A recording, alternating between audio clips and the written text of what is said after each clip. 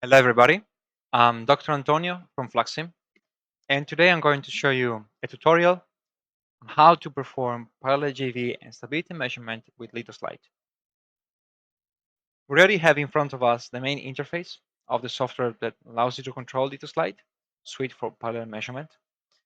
And starting from the left, we have a series of checks that confirms the electronics are connected, including the wavelab solar simulator.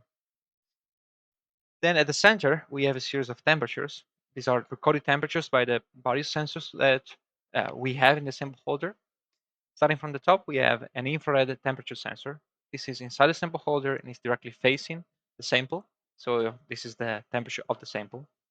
Then we have the dark cabinet temperature. This is the temperature of the environment surrounding the sample holder. And it's a dark cabinet because it's a cabinet underneath the solar simulator Sinus 230. So it comes together with the sun simulator if you purchased it. Then we have the temperature controller for the heating board. You can heat up your samples. And at the bottom here, we have the recordings of temperature and humidity from the environmental sensor inside the sample holder. And from these two, we calculate the dew point, so the temperature at which we risk to have condensation inside of our sample holder. Then moving on to the sample interface, here we have a graphical representation of our sample holder. In this very specific case, we are considering a special sample holder that has two sample dimensions. One is a 1 inch squared sample and one is 5 by 5. And on the right, instead, we can set the safety limits for your samples. So starting from the top, we can actually set the polarity. So this means that you can change the polarity of the contacts at your samples. So in case, for instance, you have devices with PIN or NIP structure, and these two devices share the same kind of layout, then you can measure both devices with the same sample holder and simply change the polarity by clicking here, the polarity button. Then we got a name for the sample. In this case, it's a very simple name, sample 2. Then we have the electrical limits. Starting from the top, we have the maximum forward current that can be applied. Here we have 50 milliampere is the upper limit of Litos Lite. But we can lower it even to 5 milliampere, for instance. And this would mean that regardless of the measurement that we perform, the forward current will never exceed the limit that we set. Same goes for the voltage maximum minimum. Regardless of the measurement we set, these limits will never be exceeded. And then we have the surface area for our samples. Now, these details, these parameters can be set for a single device, for a single sample to be correct, or for all the samples at once. We can just simply click on Select All button. Then moving on to the measurement interface, here is where you can create the set of measurements you want to perform on your sample. So starting with a light JV, as I mentioned at the very beginning, we need to set the steps that can allow you to perform the light JV. So as you can see here, we have a recipe that is composed of steps, and we can select the steps from the right. You can choose the light intensity first. Then the second step will be the parallel JV. In this case, we want to perform it on pixel 1 of sample 1 and 3. And we start at a voltage of minus 0.2, for instance, up to 0.9 volts, the scan rate of about 100 millivolts per second.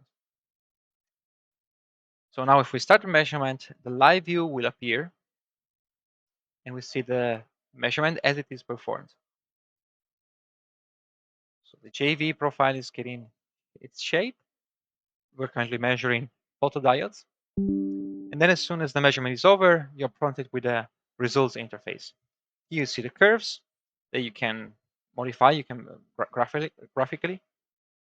And then here in this central column, you have a summary of the main PV parameters, including some basic information about the measurement conditions.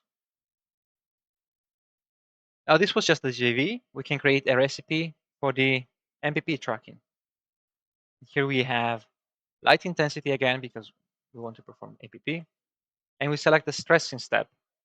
Here, the step that we care about is stressing. As I said, it's a generic term because for Litos Lite you can stress at constant current, constant voltage, or at MPP conditions for altogether, um, depending on the combination you want to apply for each pixel.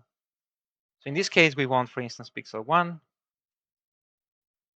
to be at MPP, and in this case, what I did, I simply had to change the unit here from V to W. Now again, we care only about pixel 1 simple 1 and pixel 1 simple 3. But we don't need to change the unit for each single pixel. We can actually change for all of them at once. And now all the pixels will be that are selected will be at MPP conditions. Keep time short just for the sake of the example. Increase the point rate, so the number of data points that will be collected every minute to 25. Now if we start it, light turns on, and the MPP tracking starts, we see it starts with a power that is not the MPP point. This is because the initial voltage is at VOC, and then the voltage decreases until it reaches the maximum power point. It's a matter of a few data points, just a few seconds until the MPP is reached.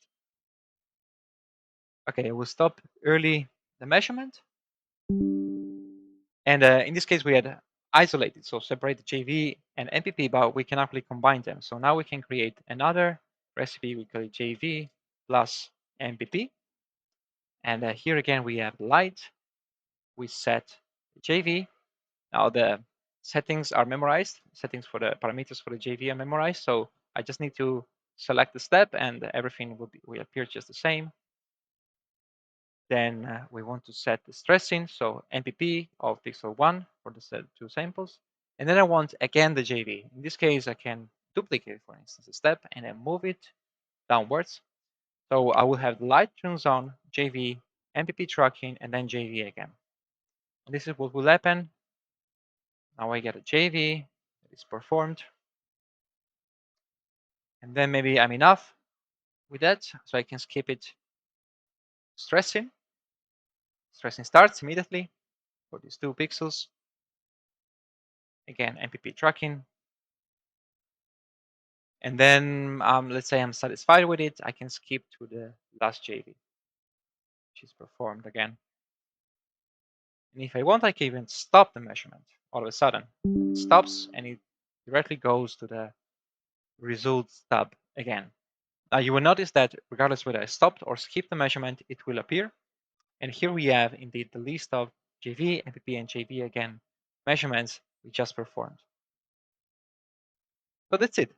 This is the tutorial. This is how you can perform parallel JV and MPP tracking with Litos Lite. And yeah, hope you have fun. Hello, I'm Dr. Antonio Cabas Vidani from Fluxim. And today I'm going to show you how you can heat up your samples and how to combine the heating with testing like constant current or constant voltage stressing of your samples. Now let's jump straight to it, to the measurement interface, and we can call it heat and stress test. So we start with a temperature step. We set up a temperature of 40 degrees, for instance.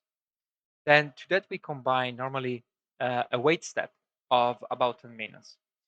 This is because we want to make sure that the temperature homogenizes throughout all the samples. And then after that, we have, for instance, stressing of 5 minutes, maybe 5 minutes, and then maybe 20 points every minute just to have a lot of data points in a short amount of time. Then we have pixel 1 and pixel 3, pixel 1 of sample 1 and pixel 1 of sample 3 that we want to test. One, we set it at, for instance, 1 milliampere. This other, we set it at 1, let's put it actually 0.5 volts. So here we have, yeah, there it is. They look at it, maybe I want to add also light, for instance. So first I have temperature that homogenizes, and then I turn on the light here. Then we start it. So in the live view, you will see the temperature. You see the blue line here at the bottom is increasing, and it will be increasing faster and faster until it slows down as soon as it reaches the objective temperature.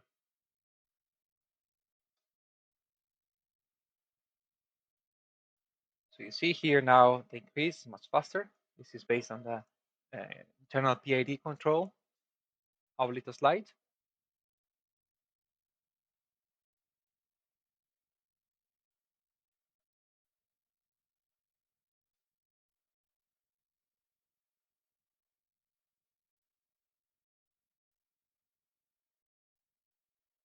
And now, as we're getting closer, we start to become slower and slower so that it stabilizes. See, it hits now 40 degrees objective. Then we will start to wait. During this time, where the temperature will homogenize through the sample holder. We skip this step, light is on, and now stressing is on. See our first data points. We had one at a fixed current and one over this one at the top, yes, 1 milliampere, and one at a fixed voltage. And here we stop it. Then you have here your results of a measurement performed at a temperature of 40 degrees with the light on. That's it, as simple as that. This is the tutorial on how you can heat up your samples while you're stressing them as well. Enjoy! Hello there, I'm Dr. Antonio Cabas Vidani from Fluxim, and what I'm going to show you today is how to use the sweep function. It is a rather advanced function unique of Litos Lite, and it allows you to automate boring stuff like repeating the same measurement multiple times or sweeping through measurement parameters like light intensity and scan rate. But there are even more advanced combinations that I'm going to show you. Now, here we are with the main interface. We see everything is properly connected. And let's jump immediately to the measurement interface. Here we create the first recipe, which will be a loop, so repetition of the same measurement multiple times. And for that, we need to select the sweep step and then the JV. And the JV step, in this case, it needs to be nested inside of the sweep step in order to be part of it. Now, if we don't do anything else, in this case, we have sweep that becomes loop. So it starts with a value of 1. It's a count value, essentially. It starts from 1, it goes up to 10 with an increase of 1. And then if we run the measurement, we will see that here we on the right, on the center actually of the live view, we have the counting. So the first measurement is x equal 1, then it proceeds x equal 2. You skip on, go to the third measurement, so on and so forth. Get a guess of it. Skip it and then stop it. And then when we are in the results interface, we can in fact recognize that these are measurements coming from a sweep loop, because if you hover the mouse over the result, you see there is a pop-up message appearing which describes the type of sweep. You see it's a sweep that goes from 1 to 10, an increase of 1, and this is the JV at x equal 3. So it's the third measurement of the loop. Now we can go a bit more advanced and do a sweep, for instance, of scan rate. So again, we select the sweep, and again, we have the JV, which we nest inside the sweep. But in this case, our scan rate is not anymore a fixed value, but it's x between curly brackets. Now, this x variable is the same variable name that you have in the sweep step. And the scan rate, maybe we want to vary it from 100 up to 250 millivolts with an increase of 10, for instance. And so this means that if we start at 100, and we see that the JV is a bit slower indeed. If we skip, then JV will become faster, because then we are at the second step of the loop. So it means a scan rate of 110 millivolts per second. 120, 30, 40. We can quickly skip on the 70. This will be much faster. Yes. And then we stop it. And again, we have a series of measurements saved in the results interface. Here, the last one is x equal under 70, as you can see. So this means that the scan rate should be 170. And in fact, this is what we read here in the parameters presented for this specific measurement. The scan rate is 170 millivolts per second. Now we can do something even a bit more advanced, because we can put a sweep in a sweep. So an example of two sweeps is varying the light intensity as well as performing a loop, or varying the light intensity and varying the scan rate, for instance. The same goes also for the temperature. So the first one, maybe we consider light intensity variation. Then we put the light intensity inside the sweep. Here we want the light intensity to go from 10 to 100. Jump of 10, that's fine. And then our light intensity will be X again. And then we want another sweep, which is already inside the sweep. And this will be a sweep for the JV. So we select the JV, we put it inside of the sweep, which is inside of the light sweep. But we need to change the name of the variable. So here is Y, and maybe we want to vary the scan rate from 150 to 250 with a step value of 50. And here our scan rate then will be Y between curly brackets. So if we start it all starts with X equal 10%. So this is the lowest light intensity and the lowest speed that I selected. Then it will continue with the internal loop. So the scan rate loop, it increases from the 50. So this will be the fastest measurement. And then with the next measurement, X will become 20 exactly. So here we're doing the scan rate with the increased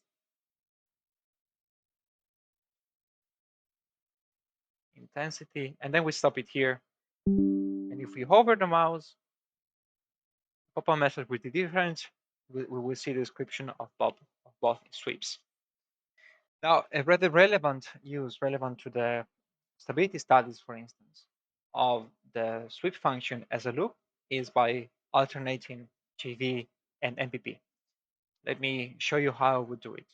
So first you set the light intensity, then the sweep, and inside the sweep you set the JV and then MPP.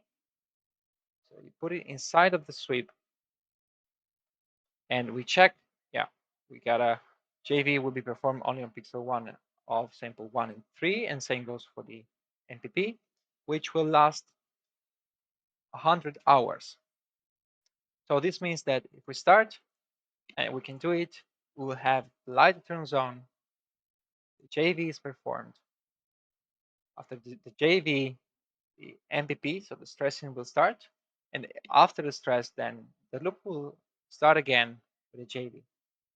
So in this way, you can alternate the two, and it will allow you to follow essentially the PV, the evolution of the PV parameters, which is quite relevant for stability studies on perovskite, for instance. And that's it. This is it. This is the tutorial on how to use the sweep function in Litos Lite. I found it very useful. Hope will be the case for you as well. Thank you. Hello, everyone. I'm Dr. Antonio Cabas Vidani from Fluxim. And with this quick tutorial, I want to show you how to navigate with the results interface for saving data, exporting it, and also a couple of other tricks. So let's jump to it. Here we have a mix of measurements, JV and stressing measurements. Let's assume we want to close the session and resume another time, but we don't want to lose the data, of course. Then you can simply save it, and it will be saved in an LLS file format. This is specific for Litos Lite, so then you can open it in the next session and all your results will appear as they are now. Now, an interesting trick that can be useful in case, for instance, you don't recall exactly how the measurement would perform, or you don't manage to remember it, or it wasn't noted anywhere. Then you can go to the measurement section, click load recipe, and select all files. Now, if you have, for instance, an LLS file that was a set of measurements, and if you load it in the measurements interface, then here you have a list of the recipes that were used during that session. This can be quite handy if you want to repeat the exact same measurement, and in case the recipe wasn't saved, for instance. Now, talking about data and analyzing it, we have also the export data function. Here you can choose whether you want to export your data in a CSV format or JSON format. You can choose whether you want to export the JV, the stress, or both, and which pixels are involved. Maybe you measured too many and you care only about a few of them. And the interesting thing is that the useful thing, more than interesting, is that the selection that you see here on the left replicates also in the export window. So you can simply, for instance, select very quickly all of the pixels you have here with a click shift together, you export, and then also here all the pixels are selected. This can be quite handy and can save you a bit of time. Another feature that we have implemented for a quick analysis and comparisons of the curves is key results. You find it here at the bottom, and you can simply right click on the plot, then click on add key results. Let's select maybe a bit more, a couple more curves, and also this one, and multiple measurements maybe, and we can add to key results. And then we open key results and we see we have the curves that we can edit. We can vary the thickness. We can vary the type of curve. We can add the data points. You can visualize it quickly in order to have a quick overview of how they compare with each other. Now, last but not least, if we see here there's the current, we can have also current density. Now, the area of your sample device should be set in the sample interface.